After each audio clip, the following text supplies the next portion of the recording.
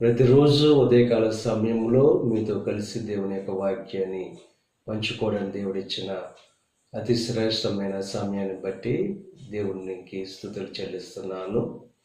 ఇక వాక్యాన్ని వింటున్న మీరు అనేకులకు షేర్ చేసి వారు కూడా ఆ యొక్క వాగ్దాన ఫలాలు పొందుకునేటట్లు చేయవలసిందిగా ప్రభు పేరట మిమ్మల్ని కోరుచున్నాను.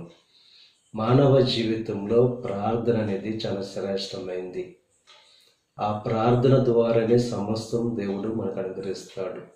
కనుక ఈ ఉదయకాల సమయంలో దేవుడు మనకు అనుగ్రహిస్తున్న అతి శ్రేష్టమైన వాగ్దానము లూకా సువార్త 1వ అధ్యాయము 13వ వచనాన్ని చదువుకుందాము.